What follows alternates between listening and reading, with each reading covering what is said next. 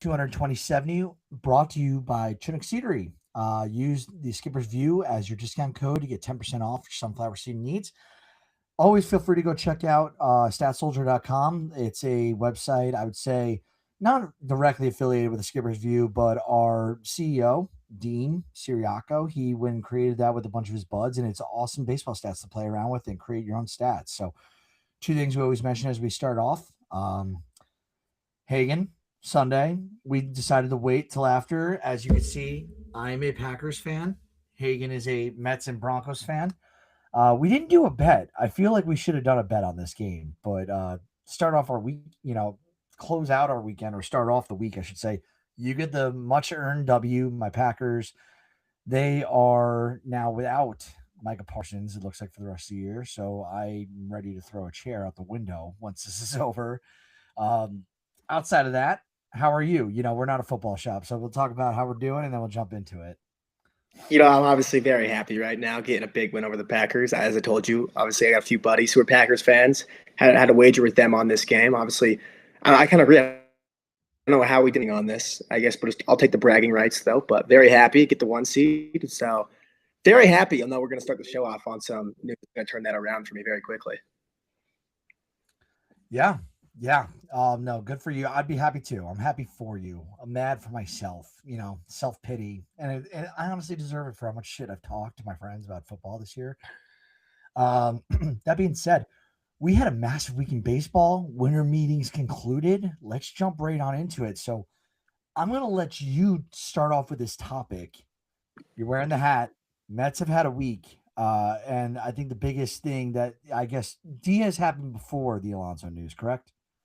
Yes. Diaz happened about 24 hours before that. All right. Well, walk us through where you're at mentally with the Mets, and then I would love to hear your comments on them missing out on Alonso and letting him walk. Yeah, so Pete Alonso, obviously everyone knows by now that he signed with the Baltimore Orioles on a 5-year, $155 million contract. Obviously $5 million more than Kyle Schwarber got, which surprised me a little bit. I didn't think he was going to get more than him, but it really sucks because I was a big advocate on bringing Pete Alonso back, and David Stearns just didn't really feel that same way about him. There was reports that said they were reluctant to go over 3 years. It came after, too. They really didn't have a huge desire to bring him back. And I guess logically thinking about it, we saw the same thing last offseason, too, so I should have seen this coming a little bit more, especially a team like Baltimore that was willing to spend and go give him those 5 years. And I've always said if he was going to get 5 years, he's not going to be a New York Met because I've stood on the fact that David Stearns wasn't giving any more than 4.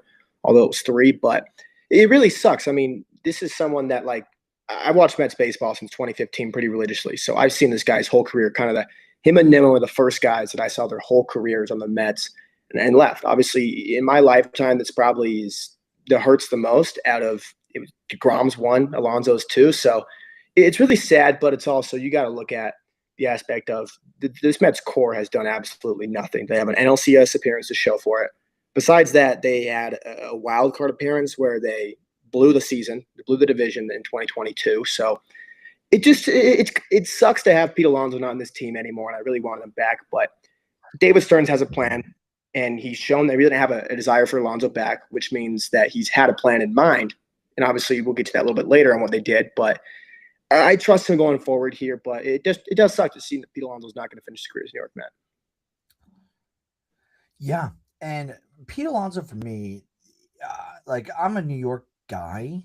I don't have anything against the Mets. Alonso, obviously, this is his first team that's not the New York Mets. He's been in the league since 2019 when he was 24 years old. He's 30 years old. I don't understand why the Mets, and others thought that he was not or shouldn't get paid. Like Schwarber's a dog. Don't get me wrong. We talked about in the last episode, if you look at, I think it was age ranges 28 or 29 through 32 years old. It was like Judge, Schwarber, and some Hall of Fame. I totally forget who it was who dominated those years. And then Alonso's younger than Schwarber, right? Alonso has been 7 seasons, and factor in one of them was the Mickey Mouse season 2020 where they played 60 games. Alonso's only not been an all-star 2 years in his career. And it was 2020, the Mickey Mouse season, where he got 60 games. And let's be honest, he had 16 home runs in 60 games. You replicate that through a full season, Guys hit like almost 50 bombs. He would have been an all-star for sure. If not, he would have been a guy that we talked about at the end of the year that was snubbed from the All-Star game based off his end-of-year statistics.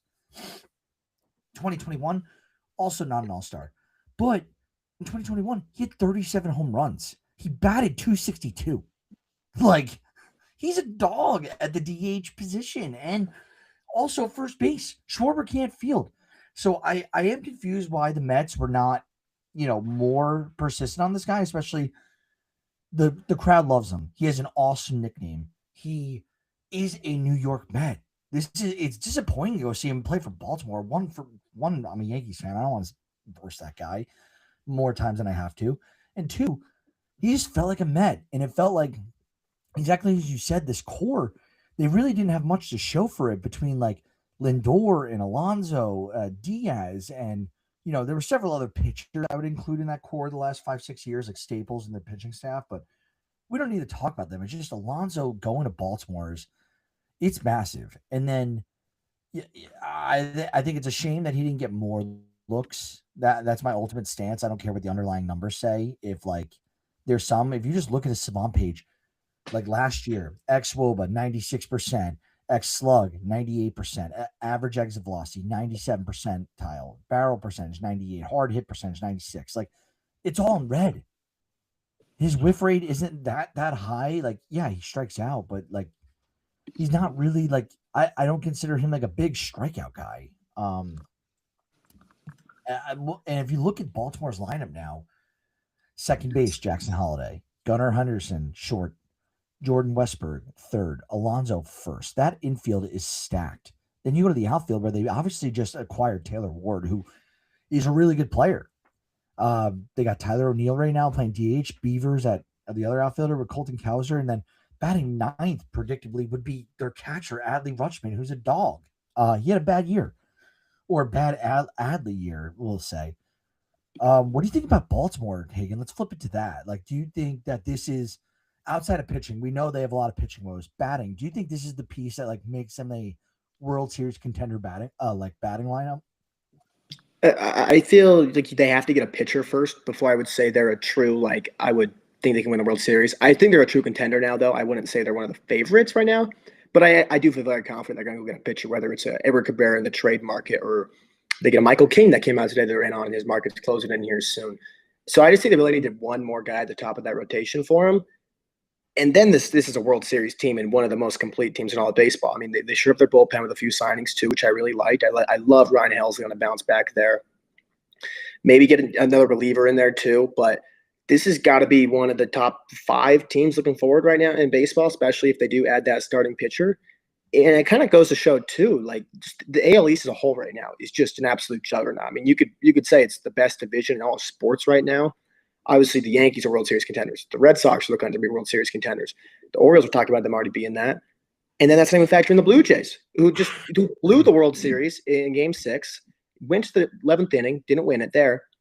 Then they go out and they sign a Dylan Cease. They get a Tyler Rogers. They're in on Kyle Tucker and Bo Bichette still. I mean, that division is incredible. And that's not even mentioning Tampa Bay.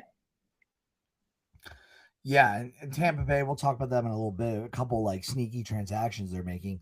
It just seems to me, besides the Yankees, who we can talk about now, they signed Amed Rosario. I tweeted about it. He's a good bench bat, but the Yankees are like they need a splash or two, and like the AL East just seems way more active than any other division right now in baseball. There might be, I don't know the exact numbers if like a bunch of teams have made a bunch of small deals or acquisitions, and I'm not taking a total count, but it seems with the paydays, the activity, the notoriety of who they're going after, Blue Jays, Orioles, Rays, Yankees, it sounds like everyone, everyone in the American League East, the Red Sox, like we know they're about to make a splash. And they already have done some stuff this year, but like they have already gone Sonny Gray. That people forget they still have a Jaron Duran sitting in their back pocket in case they want to move it.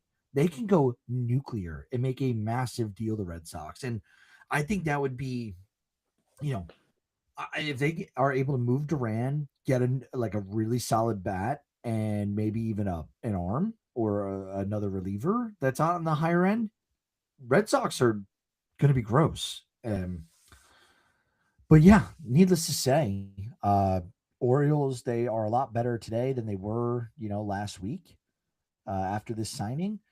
And I hate that the Yankees have not made a move yet, really big. Let's jump though. I organized this because, like, really what we got going on this week, outside of a few tidbits of baseball news, is all transactions. So, hey, again, let's start with the National League East. I think there's no better place to start. And let's talk about the Braves. Mets arch rival, they ink Robert Suarez to a 3-year, $45 million deal. So this guy, for those who don't know, will most likely be the setup man. He's going to be right in front of Raciel Iglesias, who is the well-earned closer there. Is this now the best 1-2 punch for the eighth, ninth inning in baseball? I honestly really haven't thought about it in that sense. I think it's definitely one of the best in all of baseball. I don't know if I would want to coin that the best right now because I'm a big believer in Raisel Iglesias. I thought he got a little unlucky last year, and I think he's going to bounce back off of that. But I think it's definitely one of the best out there. But like you said, with Suarez there too, obviously the 3-year deal, it lines up well too. I mean, Jeb did a good job of breaking it down too on what it means going long term. Where Iglesias on a one-year deal right now, so you can say like the Braves who don't like to spend all this money on bullpen typically like that. It's like you're paying $45 million for a setup man, but once Iglesias is gone after this year, you have Suarez as your closer for the next 2 years. So that's the way that I think the Braves are looking at the deal, which I really like it from that aspect. You had a good velo there in the back nine. I mean, Suarez is one of the top closers in Major League Baseball since 2020, and you have him in your eighth inning this year. Like that's great. Yeah, and Iglesias hasn't had less than 29 saves since 2022 when he was acquired from the Angels. So let's be realistic. He was moved at the deadline. He had 16 saves with the Angels, and probably weren't that many save opportunities, honestly, in Los Angeles. So comes over to the Braves, gets one, finishes the year with 17 back in 2022, but last year 29 saves at 70 games, and he threw 67 and a third innings. In those innings, he had a 3.21 ERA. Like, really still pretty solid. I trust Iglesias. I really like him. He's a guy I almost always take in fantasy. If you were in my big league, I don't even think people have noticed that I always have Raciel Iglesias. I just always take him. People sleep on him. They go for the bigger names as closers. I'm like, Iglesias is good for 20. I don't need to, bet on someone or I don't know. I just play it safe. But I think this is an elite eight, ninth inning setup. I had a real hard time the other day when I posed this question for you. I had a hard time thinking about it. And that's why I did pose the question like, okay, who's the best eighth, ninth, setup and closer? And I think there's a million ways to answer that question because if someone's like, oh, Roki Sasaki, it's like, okay, now we're including starters in here. Like, the Mason Miller and whoever could be, it like bad example of Mason Miller. But you know what I mean? It could go in a million different ways. I think the Atlanta Braves have done an awesome job to bolster that bullpen that definitely needed help.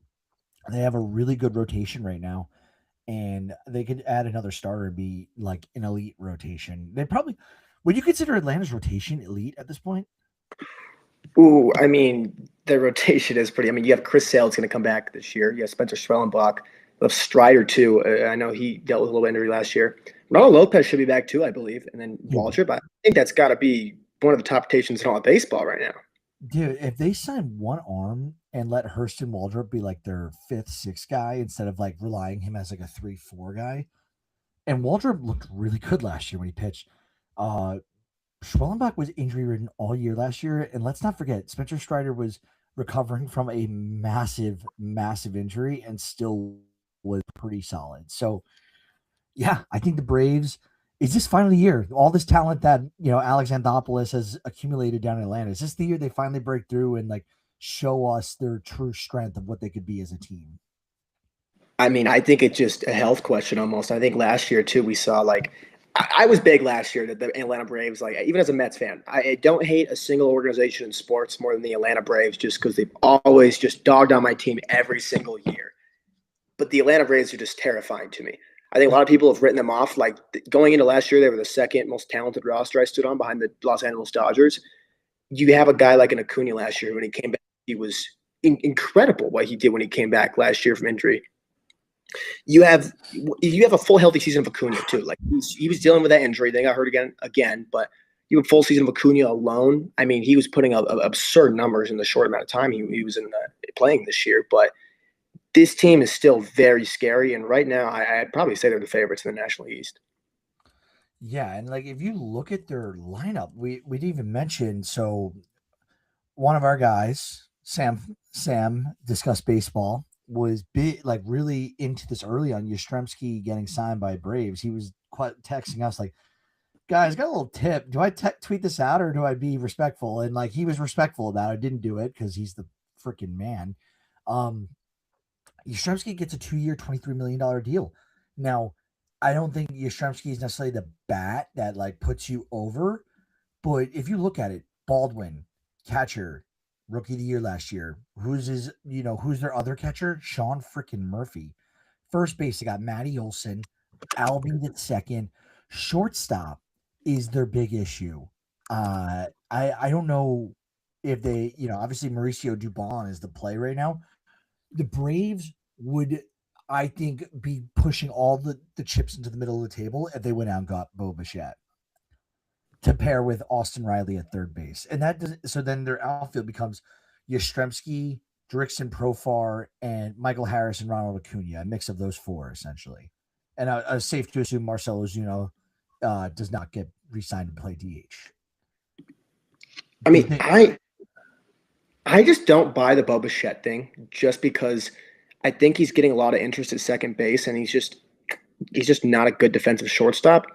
And I feel like we've seen it since Dansby Swanson days when he was there in Atlanta. Since he's been gone, they haven't spent any money at position there. It could be they're waiting for a guy like Bo Bichette to come up. I'm not saying that, but Alex Anthopoulos obviously has a big philosophy on valuing shortstop defense. That's why they've almost just given you a free out shortstop position and just taking cheap guys like a Nick Allen who can play phenomenal defense out there, but they can't really hit for shit. So I think they're fine with having Mauricio Dubon play shortstop for him.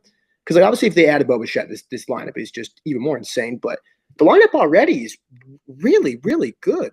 If you add Bo Bichette to this lineup, think about this. Michael Harris would probably be batting like 9th, 8th, or 8th or 9th. Like that's how deep this line. Like they would have Baldwin up there early, Bichette probably leading off, maybe Acuna Jr., Bichette batting 2, and then like a mix of like Riley, Olson, Murphy batting 4, 5, 3, 4, 5, 6, whatever, what have you that day, whoever's hot, and then throw Michael Harris and Drickson Profar in there for shits and gigs. Like that is a awesome lineup. I don't know. There's not that many shortstops on the market. I feel like not big impact shortstops this year.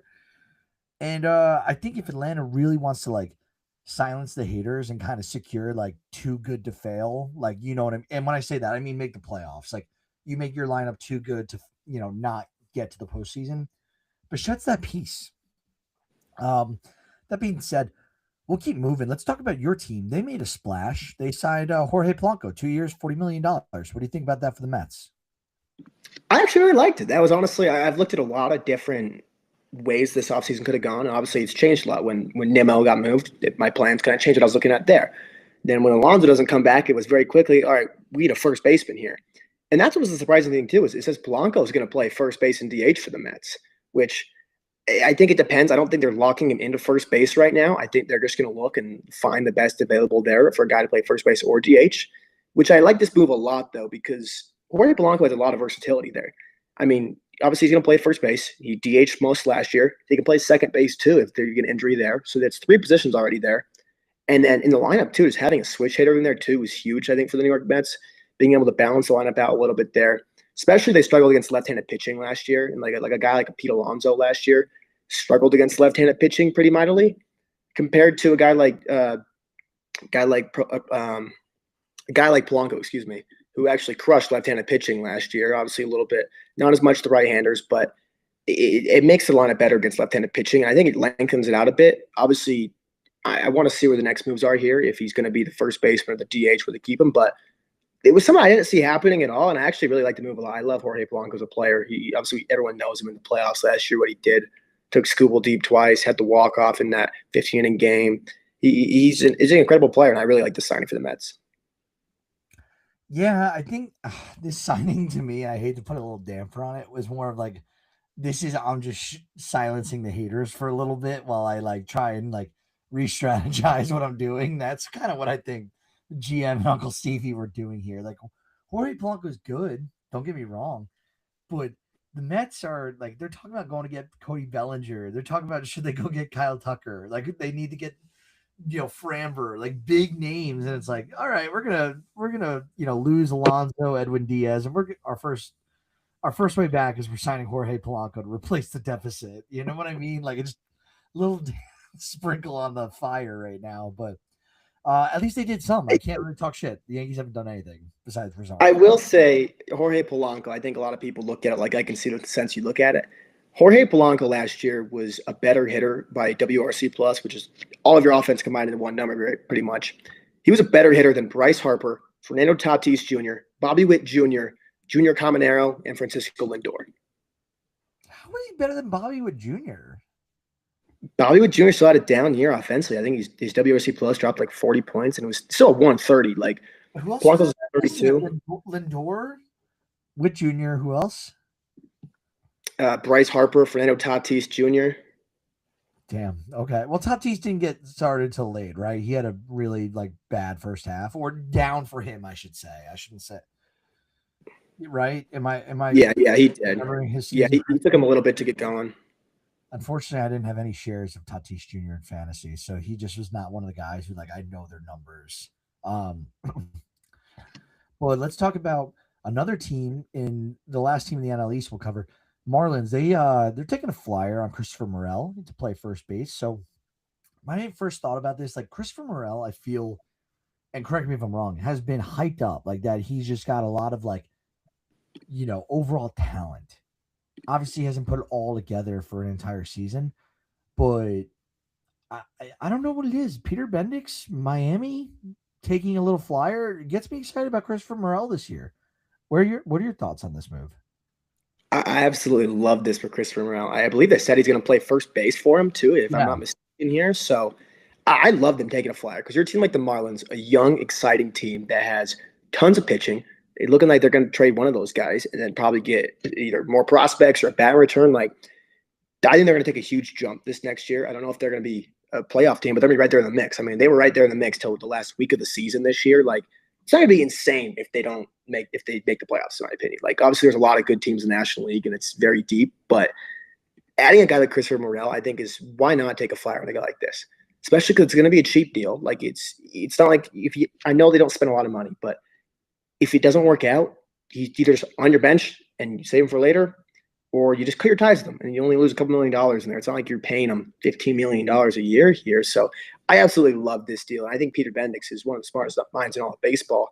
I think he sees something in here. Obviously, Morel he barrels the ball a lot. He hits the ball very, very hard. Has some of the highest bat speed in all of baseball. Hits the ball very hard. I absolutely love this signing for the Miami Marlins. Yeah, I feel like the Marlins and like anytime like there's like a Tampa Bay or Dodgers executive that gets involved in a deal, and like I'm talking about now, like when Dodgers and Tampa Bay executives leave and go to other teams, like I'm always paying attention just because it's like these are smart organizations. They somehow make it work each and every year, and they come from opposite sides of the spectrum. You got Tampa Bay, who's not flush with cash, and they somehow put together a somewhat competitive team year over year. Some years a very competitive team. And the Dodgers, a lot of teams have money. Everyone makes it seem like the Dodgers and the Yankees are the only teams that have money. That's a very bad, look at baseball. Like you have Boston has money. The Cubs have money. They just don't spend ever. The Dodgers obviously have money. The Yankees have money. The Angels have money. The Angels always go out and sign like guys. Yeah, they're usually a little bit late on guys, but they sign. And the Dodgers have money and they make it work. They put together a competitive team every year and people could say, look how much they spend. Look how much the Yankees spend. Look how much the Mets spend. They didn't make the playoffs this year, the Mets, and they spend just as much as anyone. So I have to give kudos to that. And I think Christian Morel, this is just like one of those deals I think is going to slip through the cracks that people are not going to like take note on. And then it's like we get to fantasy season, and if you took Christopher Morel in your 18th round of your draft at first base and like slept on the position to take care of everything else, it's a shallow outfield pool this year. Christopher Morel ends the year with 25, 30 home runs. Didn't have to focus on the defense as much because he's playing first and just focused on, hitting. I don't know. I love it. Kind of like it. So let's jump to the NL Central. The Milwaukee Brewers have done some intriguing stuff this so far, and I want to close out on Peralta because I want to talk about him for a little bit. But let's talk about this trade they struck up with Kansas City first, and then some other acquisitions they made. So, for those who don't know, the Brewers last year were they the best team in baseball, Hagen, entering the playoffs by record? Yes, they were. Okay. So I just wanted to confirm that. Should have looked it up before the show. The Brewers were the best team in baseball by record. And so far, what they've done this year, they acquired Isaac. They traded Isaac Collins, who had a very nice run with them last year for a little bit, and Nick Mears, who also was very solid last year. And they sent him both those guys to the Royals, and in turn, they received left-handed reliever Angel Zerpa. Is this a move? I should have included Milwaukee, by the way, in that Tampa Bay, Los Angeles rant. Milwaukee's also very smart. Is Angel Zerpa going to be like the next setup god here? I mean, there's a lot to look forward there with Zerpa. I mean, a left-handed pitcher that can throw close to 100 miles an hour, if not 100 miles per hour. It's something everybody wants. It's almost like the Jose Ferrer, where you get a guy who Seattle gets him from Washington Nationals, where you can get a guy who hasn't had true really success yet by any means, or then you can get him and you're not surprised if you're eighth inning guy, seventh inning guy, whatever it is here, especially with Milwaukee. I know you traded Mears way in this trade too, but it still sounds like Trevor McGill's out there on the market. There's a few other relievers that are on the market, or at least they're listening to offers on. So this seemed like, I feel like this was Milwaukee just saying, we really want this guy and we see something in there that we can change and maybe unlock a new level on him. But we're willing to give up a little, maybe more value than people would have expected here. Because Isaac Collins, we took third in Rookie of the Year voting last year, had a 120 WRC plus, a 3-win player, obviously good reliever in Mears too. So I thought Kansas City did a great job in this trade, and I would say they probably won it, but it's always intriguing to me when there's a trade like that and you see a team like Milwaukee target a guy and give up maybe a little bit more than you would have thought they would have given to get him and what they think he can become. Yeah, and they also signed Akil Baddoo this week, and Akil Baddoo had a nice little half season or season with the Detroit Tigers, like what, 2-3 years ago at this point. They signed him to a 1-year deal. So they're getting outfield depth. Right now they got Andrew Vaughn. Is Andrew Vaughn a free agent? I do not believe so. He's on the roster resource right now. So they're going cheap on the infield, but they got Vaughn, Bryce Terang, Caleb Durbin, Joey Ortiz, and then their outfield right now: Blake Perkins, Jackson Chourio, Yelich. Just signed Akil Baddoo, and I'm very confused at what they're doing because all we hear now is that they're looking to move Freddie Peralta. And if you look at the Milwaukee Brewers depth chart right now, this is weird because it doesn't have Mizorowski on it. Oh, they have him in the bullpen. But the rotation for next year would be Quinn Priester, Freddie Peralta, Jacob Mizorowski, and I guess Tobias Myers. Is Woodruff in there too? Woodruff is not on, for some reason, he's not on MLB.com's like Brewers page for rotation or the bullpen on the depth chart. Maybe he's on the 40-man just injured. Did he get injured at the end of the year and I missed it? No, he's pretty good. I'm on Fangraphs right now and they have him on the roster resource. Right, he's on the 40-man, but not on the depth chart. That's weird. But yeah, and Woodruff. So the Brewers are potentially shopping Freddie Peralta because they don't want to pay the guy next year. What do you think the Brewers are really trying to do? Like, what's their MO this offseason coming off the best team in baseball entering the postseason last year? I feel like the Brewers, and I think this is just a sense of, I think a lot of very smart organizations, like, I don't know if they're really trying to trade Freddie Peralta by any means, but like, just look at the Brewers model. When they have a guy that's going to reach free agency, we saw it with Devin Williams last year, with Josh Hader, with Brandon Woodruff. We've seen this before. When you get a top player and they're going to become a free agent outside of Christian Yelich, really, they look to trade him. They're not saying, hey, we don't have to trade him, but we're going to have listen to offers on anybody. There's really not going to be that many untouchable people besides like a Jackson Shorty or a Mizorowski at this point, but they're going to listen to offers and they're going to say, hey, we're not going to pay him next year. We can take our qualifying offer, or with the pending lockout, the qualifying offer could go away. So you could get nothing for him if that goes away after this. But they're saying, let's just get someone for him now instead of, because we know we're not going to pay him. Or you could have the argument too of go all in now with him and try one more year and see what you can do with this team, because the nation's really nasty. But they also have a guy like we didn't even name, like Chad Patrick. It was great last for him, 3.5 ERA and 23 starts for him last year. Like they have the guys to slot in the rotation immediately if Peralta's gone. But I don't really know what I think they're going to do right now. They're a weird team. I have no idea what they're trying to do. Obviously, they're well managed. They're overall managed as an organization. Yeah, we'll see what they're trying to do. I would love the Brewers to go out there and acquire some starting pitching depth, even though they do a really good job of producing in-house talent and they have arms in the bullpen. They have arms in the rotation that are really good.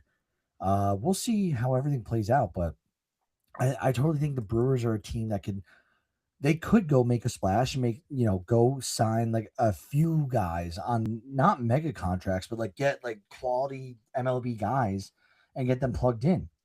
Why not try and make a trade maybe with St. Louis?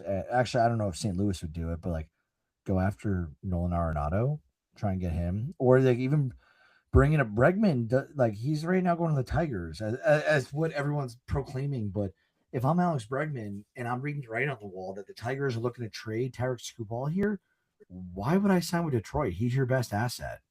I don't like that's how I would look at it if I'm trying to win. I guess Bregman's looking for the money, but I guess he would be trying to win too. Let's look at, Milwaukee. They've done weird. The Cubs, they've reached agreements with Hobie Milner, got a 1-year deal. And they also signed a minor league deal with Colin Snyder, but he got a, non-roster invite to spring training. So we'll see how that works out. Chicago definitely had a scarce bullpen, to say the least, at the end of the year last year. So the Cubs really need to do a lot. I think they were really good last year. At the same time, they need to do a lot in order to make this like a real championship contending roster. Yeah, and just real quick on this Hobie Milner signing, I actually really love this. I thought this is one of the most underrated signings of the offseason. People who know me know I love relievers a lot, and I think this reliever market too. Like there was over 100 relievers in this market at the beginning, like that are major league level pitchers. There's so many good relievers out there that people don't talk about. I think Hobie Milner was one of them. Obviously, a sidearm guy, so it gives you a different look there. He's going to give batters weird angles to the way his pitches are coming in there. And an interesting note that I was looking into and I found, and I put it out there on Twitter, is the Cubs made 2 bullpen signings this year for their major league roster, at least. Phil Maton and Hobie Milner.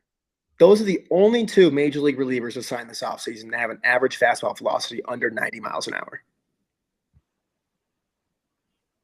Damn. It's very interesting. I mean, if you look at a lot of other guys too that Chicago has in the bullpen, they really like those guys who can get weird angles and stuff like that with low velocity. And obviously Phil Maton, I think is probably the most underrated guy I would say of the offseason so far too. Phil Maton's an absolute dog, but just because he throws 89 miles an hour, a lot of people really don't look at him that way. But I love these 2 signs of the Cubs so far. No, I love your enthusiasm for it. I'm a little down on the Cubs. I'm kind of a Cubs hater just because I had to deal with the fans when living there, and they kind of stink. I'm definitely Team White Sox in Chicago. To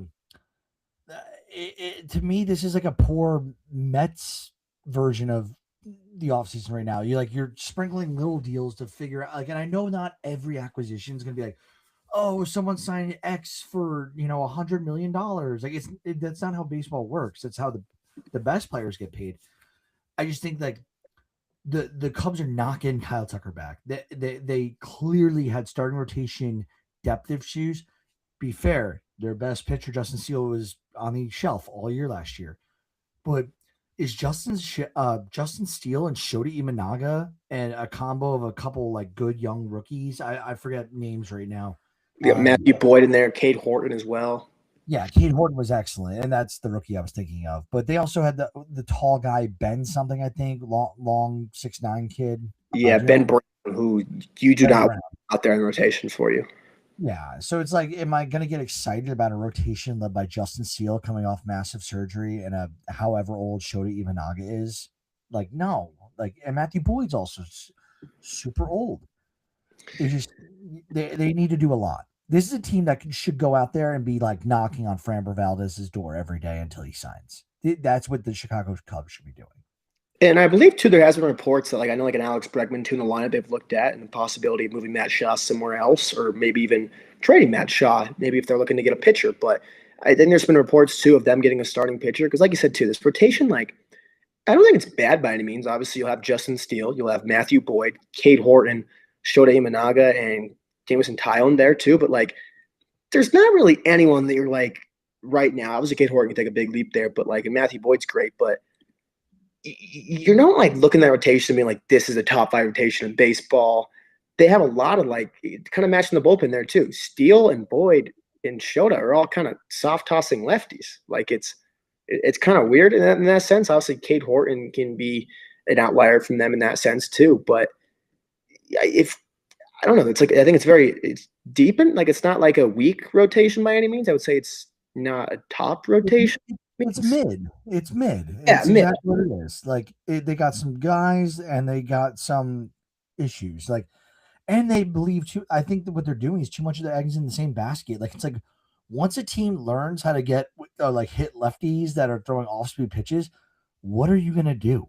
You like in a series, you're screwed because like you only have so many options in a postseason series of who to throw out there. But let's talk about the Cardinals, rival of the Cubs here. They went out and acquired Dustin May for a 1 year deal. Dude, I'm in on this just because I love Dustin May. I would love to see some results from him. And I think the Cardinals are due to like start playing Cardinal baseball again. So we'll see. It's a new regime. John Mozeliak is out. Hein Bloom is in. If anything, what I've learned from what Hein Bloom can do, watch out. St. Louis looks like they're going to become really good here soon. So, any additional thoughts of Dustin May? Or are you the same boat as me? Like pretty pro positive here. Yeah, I like to steal a lot for him. I mean, obviously St. Louis has some money, so it doesn't really hurt to go out and spend there, especially a team that's looking like they're going to retool this year. Obviously, Brendan Donovan's one of the most hottest commodities of the trade market right now. You know that Nolan Arenado is not going to be playing for the Cardinals in 2026. He's going to get traded somewhere. Hein Bloom pretty much said that on LB Network the other day. So there's going to be a lot of just a youth movement in here, and they're going to see like, all right, who's our core going forward? Hein Bloom is known to find talent. Like, look at the Red Sox farm system. Look at all those guys they had. Yes, maybe on the major league side he's not the best, but like just finding talent to play for a major league team, he's incredible at doing so. So, and I think a guy like Dustin May, if there's a rotation spot for you, fills innings you were going to need anyways. And best case too, if he's really good, you trade him at the deadline because he's going to be a pitcher on an expiring contract with the lockout looming.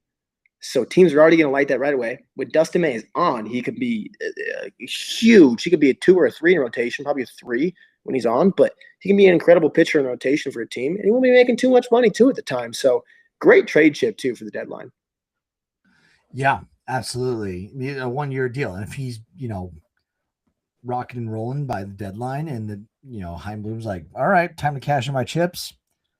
That was a great acquisition. If not, they walk away from him at the end of the year and Dustin May's career is likely heading towards the end, unfortunately. Like he's got all the talent in the world and he's still relatively young, but he's been injured, he's been battling issues, I should say, injury, new cities, and would love to see it work out. Just don't know. Nothing's ever guaranteed in this life. So, boring news. D-backs bring back Merrill Kelly. That means the Yankees are not going to go and sign him, which I'm kind of thrilled about. The Yankees, we mentioned this Rosario stuff. Tyler Rogers, he's heading to Toronto, jumping over to the American League now, on a 3-year, $37 million deal. And there's one thing I've learned this offseason. It's the year of the relievers getting paid. Relievers are starting to get really paid in this league, which was, not a big thing in baseball. And now you got Diaz making $20 million a year, or however much he's making. You have Robert Suarez is getting $15 million a year with Atlanta of all teams, who has been notorious for their cheap, like their extent. I call them cheap, but they're early extensions on younger players in order to avoid paying the big bucks later down the road. And now you got this deal going on where Tyler Rogers getting north of $10 million a year. He's getting north of $12 million a year to be a setup guy for Toronto. Um, dude, is Toronto like at this point like? Do they even need Bo Bichette to return to the World Series, or do they have to go get another impact bat in order to, continue this momentum and solidify their chances of getting back to where they just missed the World Series title this year?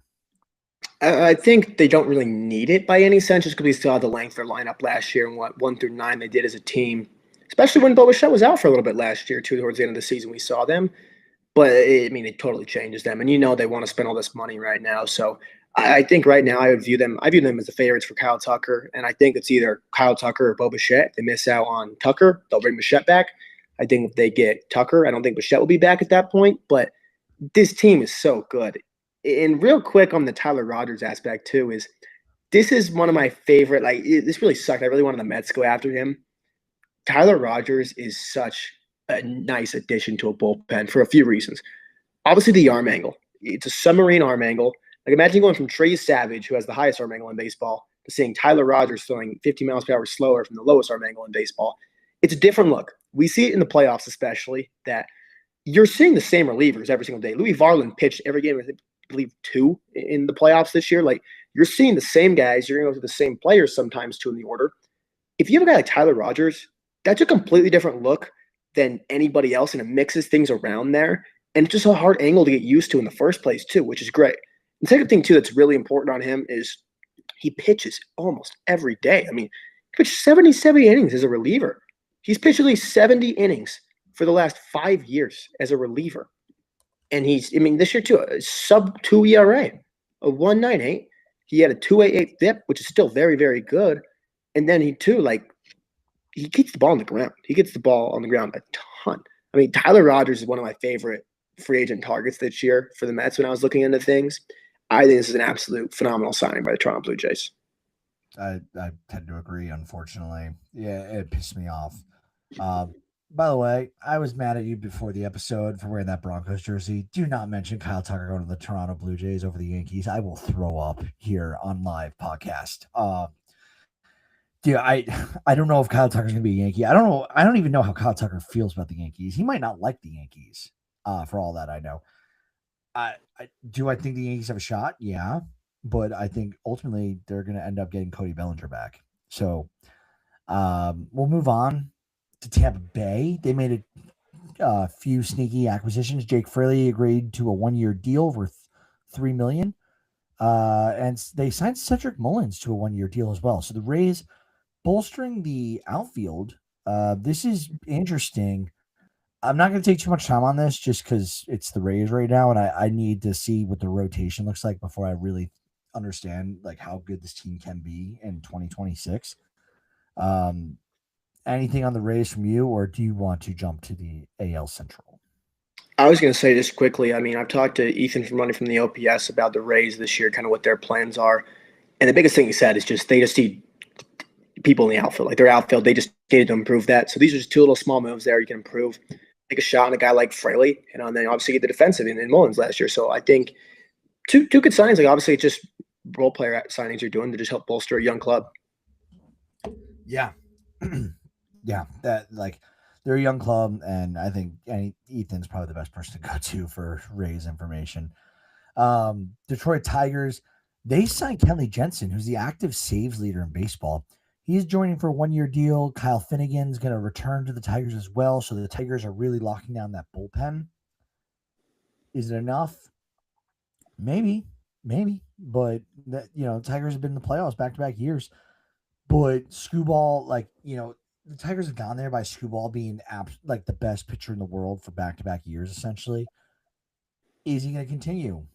I don't know. History says the longer he goes, the odds get smaller and smaller that he continues this run. So we'll see. I have all the faith in the world of Skubal to be a top 5 pitcher this year, no matter what. But Detroit just needs to do something big. Like they need to get an Alex Bregman in order for me to take them like very seriously as a contender. That's just me, a hater on the Tigers speaking. I'm not trying to hate on them. I just, they really haven't won in my lifetime. So how can I believe in them if you've never won? Cleveland, they signed Colin Holderman to a 1-year deal. He was on Pittsburgh. He's a reliever. Excellent last name for a reliever, Holderman. So, Cleveland obviously needs some bullpen pitching after the whole Emmanuel Clase and who's the other guy? Ortiz is the other guy who got in Luis trouble with Ortiz, yeah. it sucks for Clase double, even though like shame on you for betting and tipping, like doing that, but you're the guy who's gonna be remembered forever in this betting scandal, not Luis Ortiz. Like Luis Ortiz is gonna carry on his days without being remembered. So they get And, Colin Holtman. and Holderman too. I know it's not a very sexy name by any means here, but a great bounce back candidate here. Obviously, the year before Pittsburgh was 2022 or 2023. He had a phenomenal year as a setup man over there in Pittsburgh. So the Guardians are very good in their pitching development. So I think they definitely see someone here, and it's not gonna be surprising me if this guy turns into a very good seventh inning guy again. Yeah. The Royals, they make a splash. They give their guy, Michael Garcia, a 5-year extension with an option for 2031. So he's guaranteed $57.5 million. And through the club extension and escalators, he can get up to $85 million. So Garcia got himself paid. Love to see that for him. Kansas City is also taking a little flyer on a 1-year deal with outfielder Lane Thomas, who was utterly disappointing last year. We'll see if that works out. They obviously were, looking for outfield depth. They were kind of tied to Yastrzemski all offseason. Yastrzemski decides to go with Atlanta. So this is, I guess, the plan B for them is Lane Thomas of what they could afford and what they could attract to come to Kansas City. Any big thoughts on Garcia or Lane Thomas? Lane Thomas, obviously, they wanted some outfield help, ended up going cheap on it. Obviously, you miss out on Yaz there.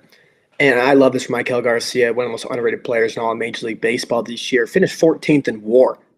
For people, I don't think a lot of people realize that. Like the three people ahead of him, even let's just go like the guys above Michael Garcia going upwards. Jeremy Pena, Julio Rodriguez, Juan Soto, Francisco Lindor, Jose Ramirez, Corbin Carroll, Trey Turner, Geraldo Perdomo, Shohei Ohtani, Bobby Wood Jr., Cal Raleigh, and Aaron Judge. Those only players had more WAR than him last year. That is superstar level status. I don't know any of those players. Yeah, people don't really know him that well. No, that's a fantastic list to be a part of. Like for anything, honestly. So Garcia got himself paid, and that's what we love to see is just guys earning contracts and getting paid. Texas, they went outside Danny Jensen for a 2-year, $14.5 million deal. So Jansen's 720 OPS in 2025 was better than any other catcher the Rangers have had over the last 2 years. So it sounds like we're getting a real improvement here at the catching position. And catcher's super, super important, especially from a hitting perspective. If like fielding is obviously a necessity to be like an excellent fielder, or else you're not catching. And then to be able to hit while catching is a plus. And Danny Jansen, hopefully he could revive the Rangers from this 2-year hangover from their World Series title, back in 2023. They also went out and signed Alexis Diaz and Tyler Alexander, 2 relief pitchers. Anything on the Rangers movements this week?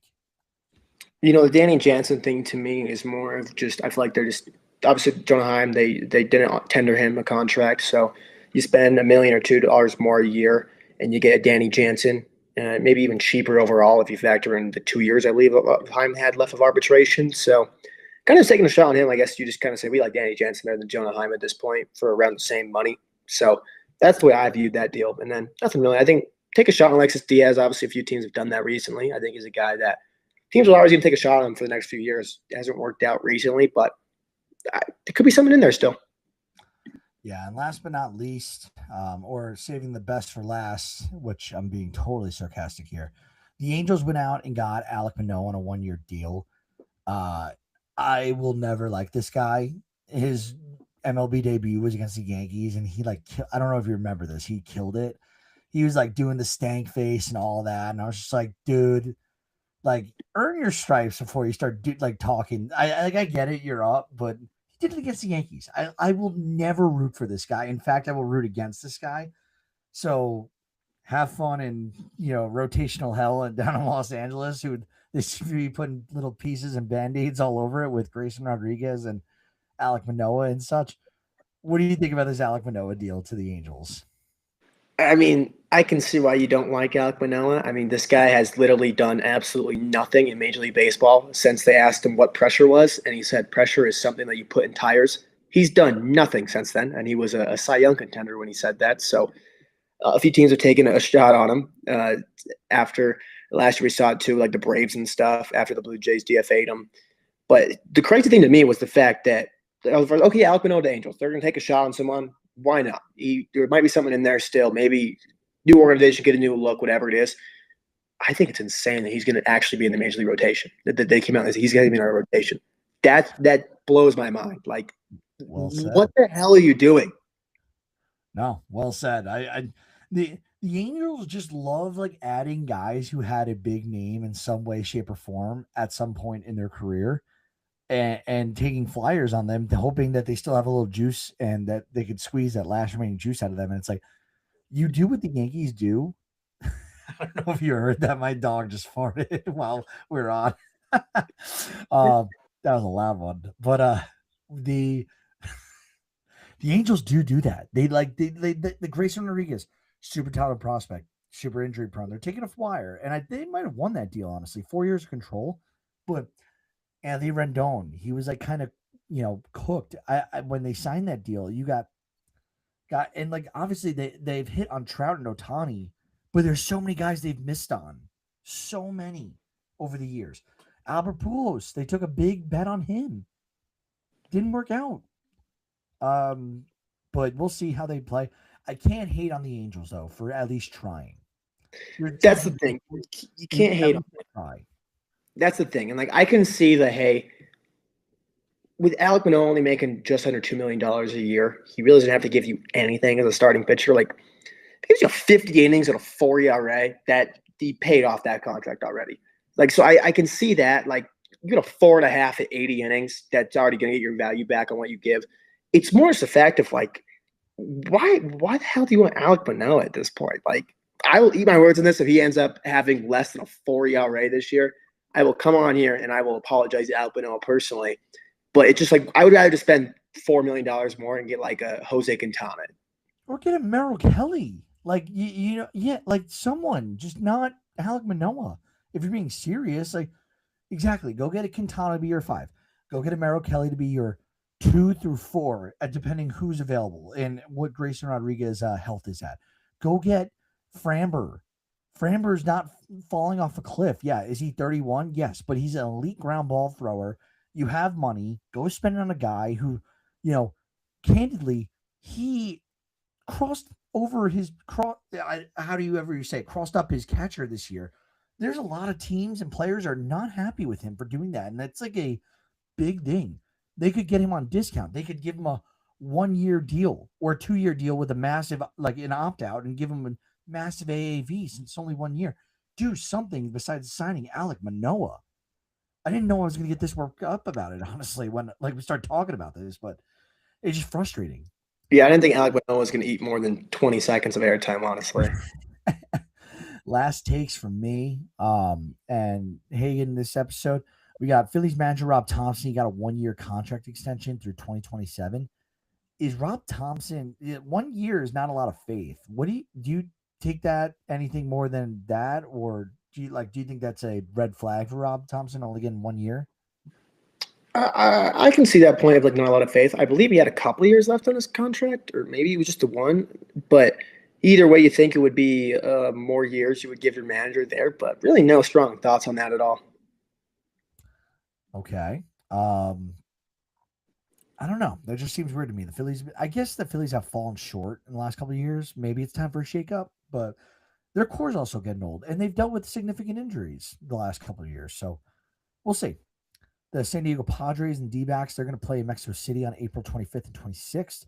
So the Mexico City series, their games are a part of the D-backs home schedule for those who are actually wondering.